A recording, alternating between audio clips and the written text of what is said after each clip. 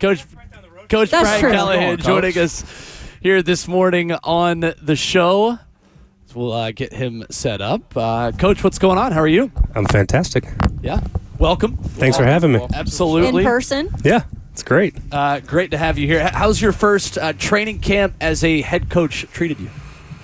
It's been good. It's been fun. I think we've had a really good camp. I'm pretty happy with how the operations went, how the practices have gone. So I feel really good. Heading into the season. It's about as good as you can feel, I guess. And the weather this week. Dang. Yeah, that feels like it's October. Right? Yeah. Don't believe it, Coach. Don't believe it. I know it's a false tell here. Literally, Yeah. Exactly. we have an unofficial calendar of what it's like living in Tennessee, and as a new Middle Tennessee native, we have to educate you on false fall. Yeah, You're getting your very first false fall right now. And so it's going to crank back up at some point, I'm sure. Next Yeah. week. Yeah. 100%. Never believe it, Coach, at all. Coach, obviously a lot of conversation about Will Levis, about your quarterback and his maturation process. I know he talked yesterday about going through kind of a game week process this week, moving forward into Sunday's game. How much of this week really is starting now versus just on Sunday a full dress rehearsal for you guys? That's the best way to put it. It's not totally what a game week would look like because the practice schedule is different. We're still sort of under a training camp regimen this week still, but we're using a lot of the meetings to preview, what that process is going to look like. So our team meeting was what our Wednesday team meeting will look like. It's the introduction to the opponent, a little more focused on actual playing a game and against somebody else, whereas these first two preseason games are a lot more about, look, here's a little bit of what they do, here's how we're going to run against them, but you're not really prepping that way. This is a little bit more of a dress rehearsal in the preparation part, so we're having our meetings, our red zone, our third down, just what that process looks like, who's involved in it for the coaching staff, because for us as well, we're all new working together, and this is the first time we're going through a game planning process, so I get to hear guys' ideas and how they go about it, and then we can kind of refine what I'm expecting as well. So it's been really beneficial. Coach Brian Callahan with us this morning. Coach, one thing I notice about you and your interaction with your team is you're hands-off with your coaches. And how do you get to that point as a first-time head coach to believe in your staff? Because a lot of people want to micromanage a lot, but your trust level seems to be high with this group. I think it just starts with the type of people we brought in. I mean, we were really intentional about the coaching staff and who we were bringing in and what they brought to the table. We have young coordinators, but we have veteran coaches, if that makes sense. Frank Bush and my dad and Tracy Rocker and Randy Jordan. I mean, these guys have coached for a long time, and they're really, really talented. And so I trust them. I trust their ability to manage their rooms and coach the players and build those relationships. And I didn't like being micromanaged as an assistant coach myself. Just let me, you hired me, let me do my job. And I think that the trust that I have in them is really what allows me to do that. And again, they're veteran coaches. They don't need to be handheld and told what to do. They know how to go about their business. And that part's been really enjoyable for me, is that I get a chance to watch them do their thing too. And it's a fantastic coaching staff. What you mentioned your dad. Of course, everybody knows him as Bill Callahan, O-line guru, right, that's been teaching. But with that, having him here, how pleasant has it been to see a guy who was injured all this offseason, and Nicholas Petit-Frere, somewhat come out to practice a couple of weeks later and answer the call the way he has so far? Been one of my favorite parts of training camp, to be honest. I think that we had high hopes for Nick in the offseason. Obviously, he was coming off an injury and then had another procedure he had to get a cleanup and missed that time, which I thought was really important time for him to be around and a part of the process. And then he's starting to get back and get healthy, and then all of a sudden he comes out to practice, and you see a different version of what I saw in the spring, and he's really come a long, long way in a short amount of time, and I think that's really a credit to Nick and the work that he's put in. So that's been a really cool part of training camp. One of my kind of background favorite things about it is seeing his development. Just all in all, that probably one of your biggest surprises. I didn't mean to get you right there, Caleb, but like that's I want to know what was your biggest surprise on sight unseen on this team? I think from some of the impact that we've had from some of our draft picks, especially our later round picks with Jalen Harrell, Jarvis Brownlee, Quan. I mean, some of these guys that you were hopeful would be able to have an impact and create a role, but they've been far more impactful than I would have initially thought. And they've all really stepped up to the plate as as we, the minute they walk in the building, what we tell guys is it doesn't matter where you got drafted. You've been drafted. It doesn't matter where you come from, whether you're a CFA or you're a draft pick. Ultimately, is how can you help us? Mm-hmm. And these guys have shown that they can help us, and that part's been really fun. I wouldn't say a surprise, but it's been cool to watch those guys rise to the occasion and make plays and try to carve a role for themselves. On the note of that, too, kind of carrying off that, when it comes to either a rookie or a guy that's maybe been on this team before and hasn't had the confidence to maybe perform to the level they should be able to, where in your career did you pick up as, when I do become a head coach, I want to be able to find that happy medium of, making it hard out here, but also installing that confidence from the get-go? How important is that in development of these guys? Because we're seeing it and we're hearing it from them. Yeah, I think that I've always believed that probably goes back to my high school experience. Truth, those are things that I believe very kind of deeply in my core philosophy of what coaching is, and you have to do hard things. Practice should be hard. Training camp should feel hard. There should be days that feels like, oh man, this is going to be a killer today. That's how it should feel, because that's where growth happens. That's where you get better. But I also do believe that just because it's going to be hard as it is, I don't need to make it harder by the way that I interact with the players. And my job is to build people up. I think that's what leadership is. That's what servant leadership looks like, is you're trying to give people the confidence to do their job and coach them to get better. It's our job is we teach. That's what coaches do. And so that part to me has been the most important. Two of the most important things was doing hard things and positive, uplifting leadership, I think, goes a long way. Speaking of leadership, quarterback Will Levis has that. We see it. We hear it from the players. That you just feel it out there. When it comes to this process in training camp, and you said at the beginning, I think he's going to make mistakes. He's going to try some things sometimes. At this point, at the end of training camp, do you feel like he's learned from some of those mistakes? And how can you say that you've kind of gone about addressing those different things? Yeah, I think he's come a long way. I look at where we started in the offseason program and where he's at now. I thought yesterday he had a very, very good practice. I think he's strung together quite a few practices in a row that have been really, really good. And they may not necessarily be flashy. You may, as you're watching, it may not look as exciting as people want it to be, but the way he's operating, the way that he's throwing the football, the accuracy, the timing, all the things that we've really spent a lot of time working on, and you're seeing the fruits of it now, and he's done a really, really nice job. And again, he's still going to make mistakes in the season. He's still a young player. But the growth that he's had in the course of the OTAs and the offseason program through training camp, I think has put him in a really good position to have success. Coach Brian Callahan, our guest this morning on Ramon, Kayla, and Will. Coach, when you talk about trying new things in the offense, you've spoken about it, and Will has, about that experimentation part of training camp. How long does that process go? As you talk about getting in a game week, is that something you feel like you guys are still doing and having a checklist saying, we like this, maybe we don't like this as much? Yeah, I think the experimentation will start to diminish a bit, just because when you start to focus on a game plan, you're pretty specific about what you're looking for and how you're trying to attack a team. But I do think that there's still elements of that does exist. You're still, I think, especially in the first part of the season, the first month, you're still really finding out about who your team is. And I think every year that's the same process. Whether you have a bunch of returning guys or not, your team's different every year. And that first month of the season, there might still be some experimentation because you're trying to find out who you are and what you do well. And I think that you should always have that in the back of your mind. Like, there's things that you can still try and you can still experiment. You don't have to just shut it all down.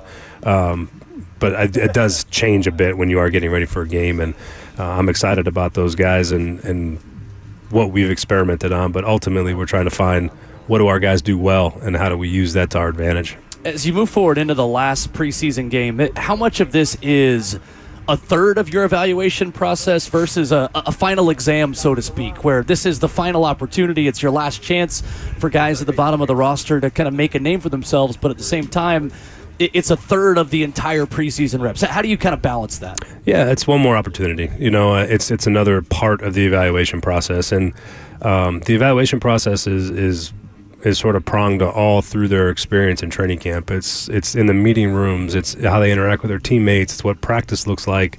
So it's a small. The games are the litmus test, but there's still an evaluation that carries over through all of this process. And so it's not just the game. Obviously guys play well in the game, that's good, but that doesn't necessarily mean it's going to sway dramatically one way or another because of the evaluation that's gone on prior to that. And so it's good for them to show out and show well, but there's still a lot of things that go into making those decisions, and it's a holistic process from meetings to practice to the games.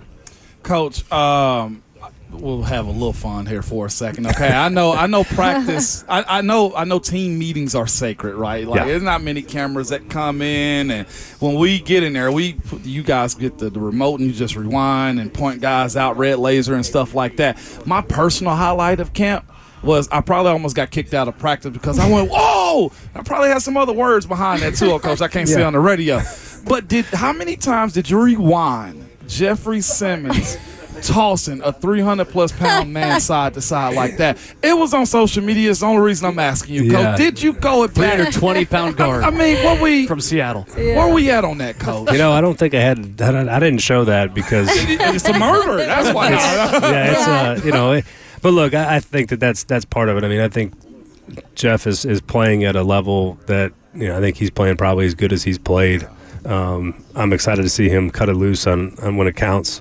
But he's had a fantastic camp, and he's everything that I thought he would be when I came in, and haven't had to play against him a few times as well. But he's he's a grown up. Yeah. We're seeing the benefits of it, in my personal opinion, too. And I'm glad you said this when you got the job of Peter Skoronsky, playing left guard. That iron sharpened irons. How's that conversation and dialogue been with you guys and the staff, and just watching those two go at it, Coach?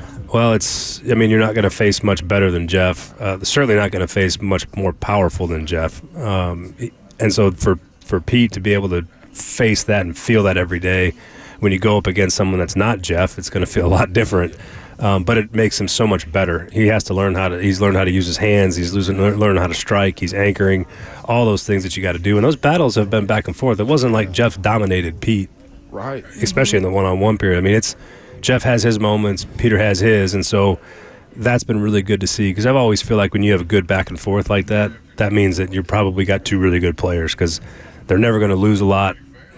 They're also gonna win some. It's just gonna be a back and forth, and so for those two guys, I think they've both made each other better. There's some battles right now at the end of the roster, as there always is in training camp, but there are some tough ones, and this is going to be your first cut as a head coach. Is that like new for you in terms of how you approach this, or did you learn a lot from Zach Taylor in this process? And how many at the bottom of this roster here are you guys kind of in between? Because you got tight ends, you got running backs, special teams come into play. It's that back of the roster spots, those last 5 or 6 spots are usually highly competitive. Thankfully, I've been a part of these conversations for a number of years now, because in Cincinnati, the coordinators were involved in all of these processes and in the decision-making process. So it's not new for me. I feel pretty comfortable in that role. Now I just have to worry about the rest of the team as opposed to just the offensive players. But we're going to unfortunately probably end up cutting players that are going to go play elsewhere, and that's a good thing for them. That means that some of our positions are deep, and that's what you want. If your team is if you have a good football team, you should be cutting good players at the end of training camp, and they should be playing somewhere else. And that's a testament to Rand and his staff and the players that they brought in. And the more of that we have, the better off our team is going to be at the end of the day. The more competitive those position battles, the harder those decisions. That means that we have good depth on our team, which you have to have in the NFL these days. You're going to use all the players on your roster at some point. Sure. But there's going to be some spots. I mean, we got a good receiver battle going. We got a good running back battle going. The linebackers have really stepped up and risen to the occasion. I think our tight end group has been really competitive from top to bottom. And so there's going to be some tough decisions. Some of these guys you hope to get back in your practice squad. Some people might claim some of your guys, which, again, if you're cutting good players, they should be being claimed by somebody else. And then we also look outside as well.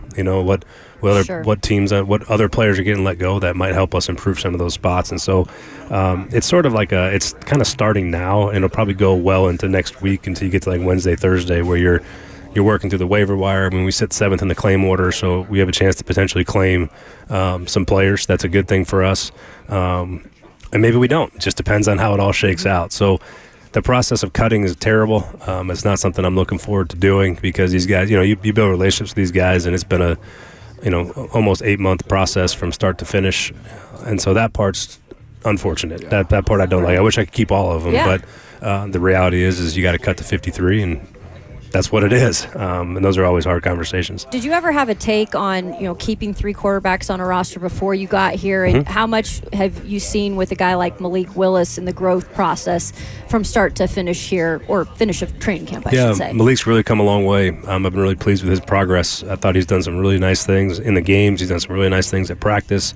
He is super talented. And to see him really take to the coaching and buy into what we've been trying to get those guys to do has been cool to see. And so Malik's done a really nice job. Obviously earned right to start the game last week and play with the twos, and it's been a pretty competitive battle. And the good thing is that Mason's played just as well. And so I don't feel bad about the position. I think we got good players there. We've kept 3 before. In places I've been, is going to be really a roster construction issue. It's not going to be whether we keep 3 or we keep one on the practice squad. It's more about what does the holistic 53 look like for us, and sometimes it's not about the player, it's about the numbers. And so we'll see when we get there. I can't make any determination at this point, but really been really proud of how those quarterbacks have come along. I think Bo Hardigree, our quarterback coach, has been phenomenal. What an asset he's been to those guys. I think he's done a great job developing both Mason and Malik with Will, so it's been fun to watch. Coach, on the way out, I know you got to get to practice. As you evaluate Will Levis and talking about him and just how far he's come, where do you feel like he is excelling the most? Is there one area where you think he has come the longest way through this offseason? It's not something that maybe everyone can see, but I think his footwork and how he operates in the pocket is so much better than it was a year ago for him when you watch the tape.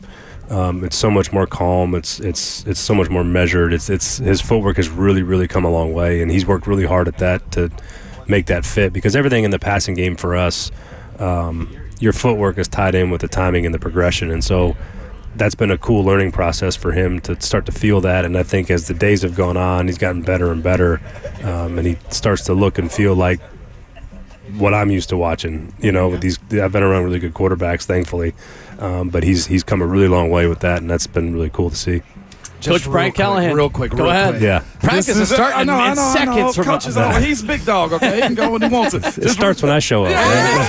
Talk your stuff. I keep trying to tell. Never mind, Coach. But either way, the idea of historically here, you listen to the fans and people that have been here, it's always been 3 yards in a cloud of dust as far as the offense go, pounding the run game. Now you got 2 dynamic running backs with a quarterback that can throw anywhere and some wide receivers that got a lot of experience in this league. And I got to throw NWI in there because I'm a fan of undrafted. Don't ask me why. But with that being said, though, Coach, the identity of this team may look a whole lot different to the fans in week 1. What do you say to the folks that are watching this style of ball as opposed to relying on 22 Derrick Henry as much as it possibly have in years? Yeah, I think that we're trying to play a brand of offensive football that makes it hard on defenses to prepare for us, and to put guys in position to go. It's a matchup league. When you get it's who's going to go win, and we're trying to have enough guys and put them in enough spots to go win those matchups when it comes down to it. And we're still going to run the ball. I don't know if you guys know this, but through 2 preseason games, I've run the ball 75 times.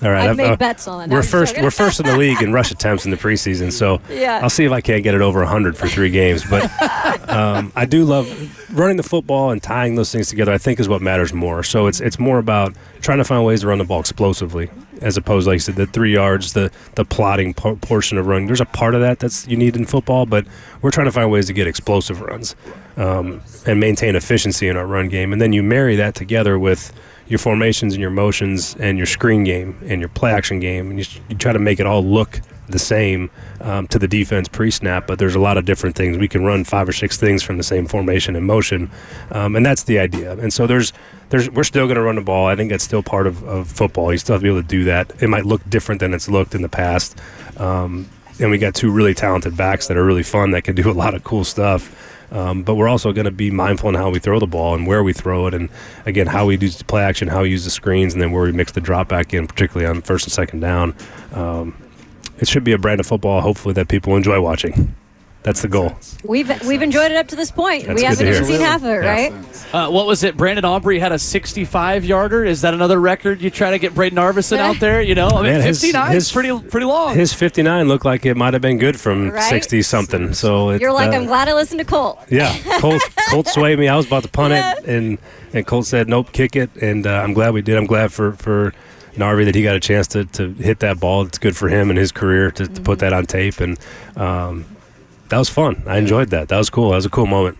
No doubt. No doubt. Coach Brian Callahan, thank you so much for the time. No, it's a busy time. Appreciate it. Thanks, Yep. Coach. Thanks for having me. Coach. Brian Callahan with us this morning on Ramon, Kayla, and Will as we start to wrap up the show, and practice can start now. It can't. Perfect. Appreciate He's it. walking out there. That's awesome. I still Appreciate want to ask you, you Coach. about that Thank you play so in much. Denver, but Thanks, that's Coach. neither here nor there. I said that play in Denver where Peyton gave himself up. I know we were on that staff. Never mind. He threw it. I thought he went down on the ground. He didn't go on the ground. Ramon. He didn't? Okay. Well, I hold on to things, Coach. That's all. Oh, goodness. See you, Paying Coach. traumatic Steelers experiences for Ramon Foster this morning, in addition to